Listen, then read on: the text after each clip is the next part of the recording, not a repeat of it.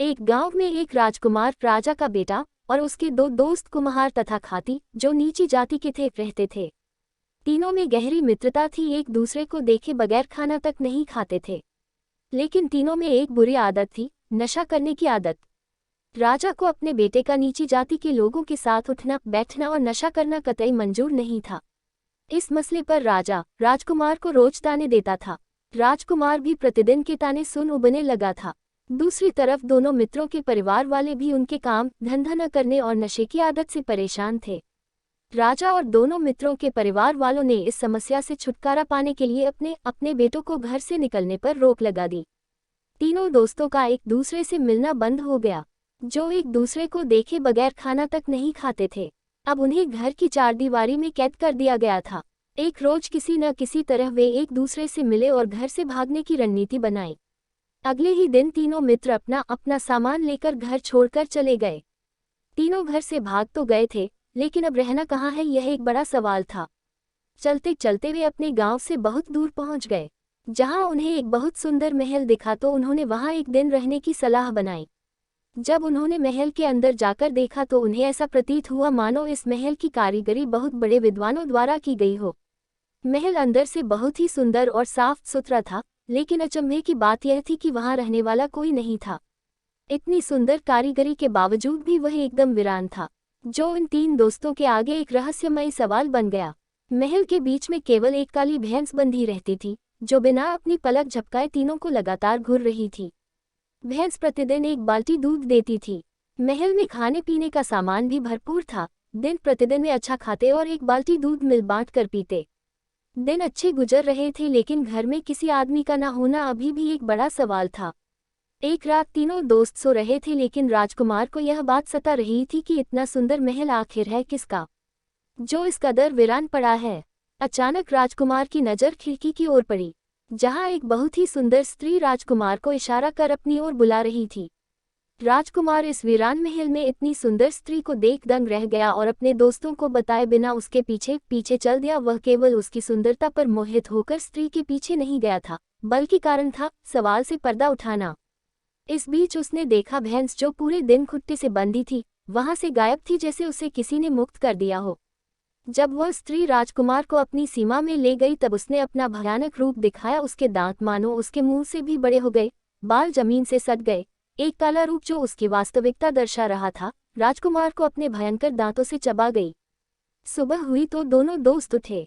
राजकुमार, जो उस डायन का शिकार हो चुका था, के ना दिखने पर उनके मन में अलग अलग धारणाएं बनने लगी, जिसमें मुख्य भी राजा का बेटा हम गरीबों के साथ भला कितने दिन रह सकता है, चला गया होगा। दोबारा रात हुई। भैंस केवल रात को ही दूध देती थी, अब भैंस ने 2 बाल्टी दूध देना शुरू कर दिया था। भैंस का यूं अचानक 2 बाल्टी दूध देना कुम्हार को खल गया। अब उसे भी रात को नींद सताने लगी। तब उसे भी एक सुंदर स्त्री इशारे करने आई और वह उसके पीछे पीछे चल दिया। जो दुर्घटना राजकुमार के साथ हुई थी, वही कुम्हार के साथ भी दोहराई गई। सुबह खाती अकेला रह गया। अब जब कुम्हार भी गायब हो गया तो उसे शक होने लगा कि महल में कोई गड़बड़ जरूर है, अन्यथा दोनों मुझे यूं अकेला छोड़कर नहीं जा सकते। जब वह रात को अकेला दूध निकालने गया तो भैंस ने 3 बाल्टी दूध दिया। उसे अब भैंस पर शक होने लगा था। उसने रात को ना सोने का निर्णय किया। उसने सारी रात छुपकर भैंस की निगरानी की। जब डायन का समय हुआ तो फिर से वह एक स्त्री का रूप लेकर खासी के कमरे की ओर चल दी। इस दृश्य को देख खाती अत्यधिक भयभीत हो गया। अब उसके पास वहां से भागने के अलावा और कोई दूसरा उपाय नहीं था। उसे वहां से भागता देख डायन अपने भयंकर रूप में आ गई और भागते भागते दोनों महल के बाहर पहुंच गए। खाती डायन से बचने के लिए पेड़ पर चढ़ गया। सुबह होने में कुछ ही पल बचे थे। देखते ही देखते सुबह होने लगी। दूर से एक राजा अपने घोड़े पर सवार वहां से गुजर रहा था। राजा को देख डायन ने दोबारा सुंदर स्त्री का रूप बना लिया। राजा स्त्री को देखते ही रुक गया और उसकी सुंदरता देख उसे अपनी रानी बनाने का निर्णय करता है। राजा ने खाती से, जो पेड़ पर चढ़ा बैठा था, स्त्री का मोल भाव किया, असल में डायन का। खाती तो डायन से मुक्त होना चाहता था। उसने कहा, राजा 5 रुपए दो और स्त्री ले जाओ। उसने 5 रुपए में अपना पीछा भी छुड़वा लिया और डायन भी भेज दी। राजा अपने साथ उसे अपने महल ले आया। वहां पहुंचकर डायन को पता लगा कि राजा की पहले से ही 7 रानियां हैं, जिसमें सबसे छोटी रानी के आज ही बचा हुआ था।